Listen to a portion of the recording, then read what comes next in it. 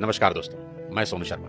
आज बात उस इंसान की जो जीवन में शायद सबसे अधिक कुर्बानी देता है और जिसे जीवन में सबसे कम क्रेडिट नसीब होता है, पिता। आखिर कौन है पिता? पिता वो है जो नौकरी पर जाता तो जवान है पर लौटता बूढ़ा होकर है। एक बाप अपनी पूरी जिंदगी अपने बच्चों के सपने पूरे करने और घर को ठीक से चलाने में निकाल देता है। उसके जेब में पैसे हों ना हों पर दिल में हौसला जरूर होता है। खुद के लिए 500 रुपए का जूता भी नहीं खरीदेगा पर औलाद की खुशी के लिए 5000 का जूता भी उसके पैरों में पहना देगा। माँ 9 महीने बच्चों को कोख में रखकर सींचती है, पिता तमाम उम्र उसकी परवरिश खुशी खुशी करता है। आज देश भर के नौजवानों को मैं एक बात बता देना चाहता हूँ कि जिनके औलाद नहीं होती ना, वो न जाने कितने व्रत, कितने यत्न, क्या क्या जतन करते हैं। न जाने कौन कौन सी चौखट पर अपना माथा रगड़ते हैं, दर दर की ठोकरें खाते हैं। और जिस पल उनकी गोद में कोई नन्हा फरिश्ता आता है ना, वो माँ बाप उसी पल से उसकी सारी जिंदगी की चिंताओं को अपने सर ले लेते हैं। शादी ब्याह, पढ़ाई लिखाई, सबकी फिक्र उसी पल से होने लगती है। माँ बाप थोड़ा थोड़ा पैसा बचा के बेटियों के लिए एक एक गहना बनाना शुरू करते हैं ताकि उसकी शादी में काम आ सके। एक बाप अपने जीवन भर के प्रोविडेंट फंड का तमाम पैसा एक झटके में हंसते हंसते अपने बच्चों को दे देता है। माँ बाप बच्चों के लिए किसी भी हद तक जाने को तैयार रहते हैं। मैं खुद 2 प्यारी सी बच्चियों का पिता हूँ और यकीन मानिए, अगर कोई मुझे गारंटी दे कि किसी पहाड़ पर चढ़ने से मेरी बेटियों का फ्यूचर सेफ होगा तो मैं बिना देर किए नंगे पांव उस पहाड़ पर चढ़ना शुरू कर दूंगा। और मेरी ही तरह दुनिया के हर माँ बाप अपने बच्चों के लिए ऐसा ही करेंगे। माँ बाप चाहे कितने ही सक्सेसफुल हों, दुनिया में किसी भी लेवल पर हों, पर जब बात अपने बच्चों की आती है तो आप सिर्फ एक साधारण माता पिता होकर रह जाते हैं। शाहरुख खान कितने ही बड़े बादशाह हैं, दुनिया उनकी सिर्फ एक झलक पाने को बेताब है। उनकी फिल्मों का बॉक्स ऑफिस कलेक्शन करोड़ों रुपए का है। वो जिस रोड से गुजर जाएं सड़कें जाम हो जाती हैं। उनकी सिर्फ एक झलक पाने को उनके घर मन्नत के आगे लोगों का सैलाब लगा रहता है। ऐसा स्टारडम किसी किसी विरले को नसीब होता है। पर जब नारकोटिक्स डिपार्टमेंट उनके बेटे को अरेस्ट करता है तो वही सुपरस्टार शाहरुख खान तमाम रिसोर्सेज होते हुए भी समीर वानखेड़े के सामने हाथ जोड़े नजर आते हैं। उनके फोन की चैट लीक हुई जिसमें वो बहुत भावुक होकर समीर वानखेड़े से रिक्वेस्ट कर रहे हैं कि आप मेरे बेटे को छोड़ दें। दुनिया का सबसे बड़ा सुपरस्टार जिसे दुनिया झुका ना सकी, औलाद के 2 आंसुओं ने उसे तोड़ कर रख दिया। पिता होना इतना मुश्किल है। राजा दशरथ बहुत पराक्रमी राजा थे। उनके पराक्रम का डंका तीनों लोकों में बजता था। जब देव और दानवों के बीच युद्ध हुआ तो खुद भगवान इंद्र राजा दशरथ से मदद मांगने आए।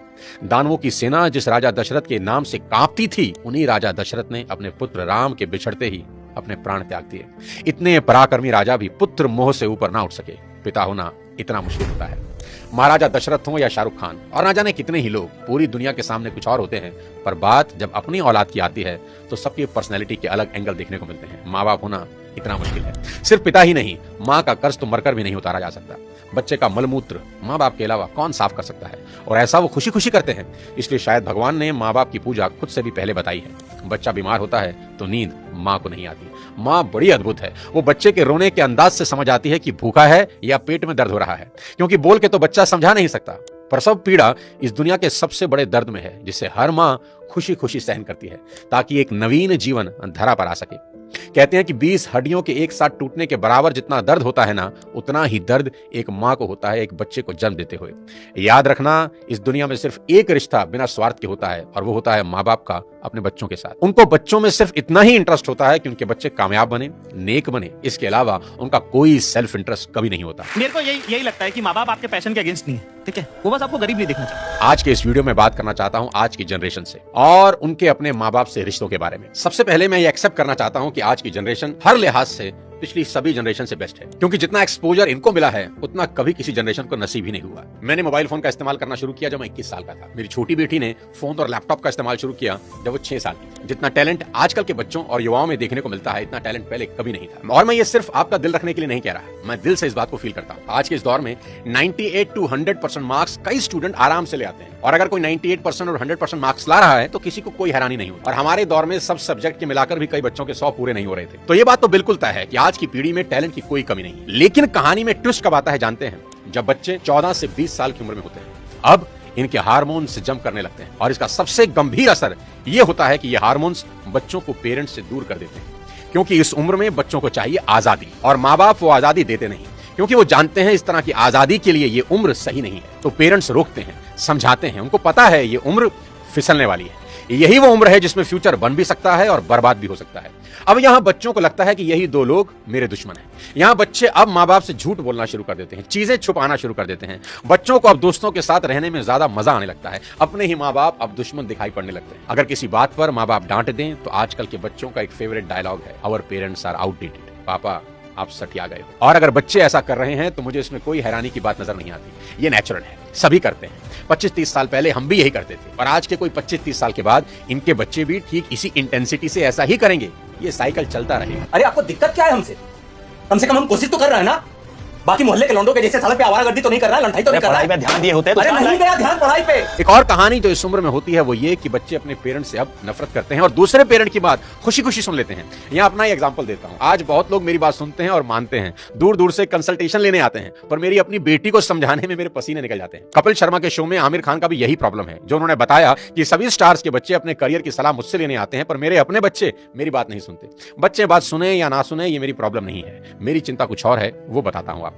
अभी कुछ दिन पहले मैं एज अ चीफ गेस्ट अपनी बेटी के स्कूल में गया, जहां उनकी प्रिंसिपल ने मुझे इनवाइट किया। उनका कोई एनुअल डे प्रोग्राम था। मैंने वहां भी यही कहा कि मेरी चिंता बच्चों की परसेंटेज को लेकर कुछ ज्यादा नहीं है, क्योंकि पिछले 20 साल में कोई 200 से ज्यादा कॉर्पोरेट्स को मैं ट्रेन कर चुका हूं और मैं जानता हूं कि स्कूल और कॉलेज में पढ़ाई जाने वाली 90% बातें जिंदगी में कहीं काम नहीं आती, और 90% बातें जो जिंदगी में काम आती हैं वो स्कूल और कॉलेज में पढ़ाई ही नहीं जाती। मुझे तो याद ही नहीं कि कब sin theta upon cos theta is equal to tan theta मैंने अपनी जिंदगी में कहीं इंप्लीमेंट किया। एज अ पेरेंट आज मेरी सबसे बड़ी चिंता यही है कि बच्चे किसी गलत संगत में पढ़कर कोई गलत रास्ता ना ले लें, क्योंकि कुछ रास्ते ऐसे हैं जिसमें वापसी करीब करीब नामुमकिन है, जैसे नशे का रास्ता, जहां एक बार इंसान चला जाए तो फिर वापस नहीं लौटता। नशे पर एक पूरा वीडियो मैंने बनाया है, एक बार जरूर देखना। कोई ऐसा कदम ना उठाएं जिसका पछतावा उन्हें सारी उम्र हो। एक शेर है कि एक गलत कदम उठा था राहे शौक में, एक गलत कदम उठा था राहे शौक में और मंजिल तमाम उम्र मुझे ढूंढती रही। कि आदमी एक गलती करता है और फिर रास्ता कभी मिलता नहीं। और मेरी तो सभी स्कूल टीचर से बस इतनी ही उम्मीद है और गुजारिश है कि वो बच्चों को एक अच्छा इंसान बना दे,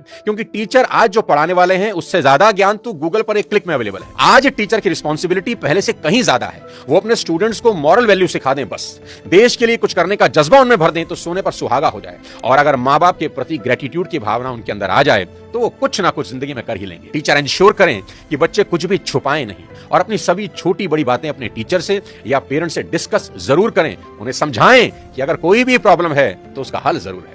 आज की बेहद होनहार जनरेशन से इतनी ही रिक्वेस्ट करना चाहता हूं कि पिता की इज्जत राम की तरह करना, कि पिता के वचन पूरे करने को जीवन के 14 बरस कठोर वनवास में गुजार दिए उस व्यक्ति ने, और वो भी खुशी खुशी। आपके माँ बाप को आपसे कुछ नहीं चाहिए, वो तो अपने जाने के बाद अपनी सारी प्रॉपर्टी संपत्ति आपको ही देकर जाने वाले हैं। देश के हर युवा से कहना चाहता हूं कि आज से 3 चीजें रोज करना शुरू कर दें, अगर अब भी नहीं कर रहे। सबसे पहले रोज कम से कम 30 मिनट अपने पेरेंट्स के साथ जरूर गुजारें। इधर उधर की कैसी भी बातें करें, खुद हंसें, उन्हें हंसाएं, कोई जोक सुनाएं, उनसे उनकी कोई पुरानी यादें ताजा करवाएं, उनके स्कूल कॉलेज की बातें करें, कुछ किस्से पूछें उनसे, कैसी भी बात करें पर बात करें। देखना वो अपने स्कूल कॉलेज के किस्से बताएंगे ना, जब उनकी आंखों में चमक आनी शुरू हो जाएगी। क्योंकि दोस्त, जैसे जैसे आप बड़े हो रहे हैं ना, आपके माँ बाप बूढ़े हो रहे हैं और ये समय फिर नहीं आएगा।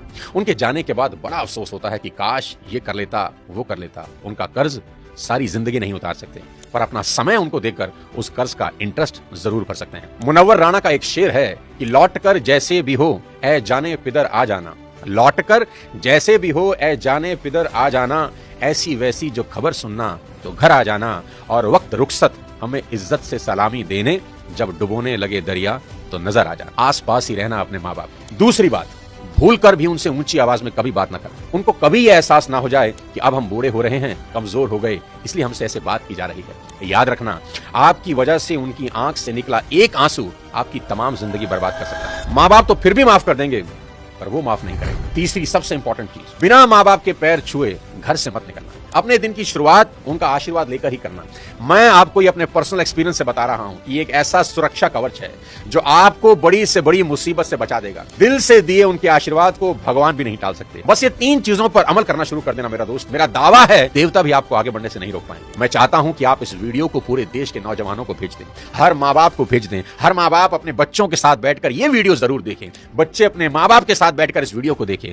बहुत सी चीजें हम रोज शेयर करते हैं व्हाट्सएप पे, यूट्यूब पे, यहां वहां से, पर आपसे रिक्वेस्ट है कि इस वीडियो को पूरे देश में शेयर कर दें और मिलकर भारत को एक बेहतर भारत बनाएं। अगले किसी और वीडियो के साथ फिर आपसे मुलाकात करूंगा। तब तक अपने स्वास्थ्य का ध्यान रखिए। Thank you so much. जय हिंद।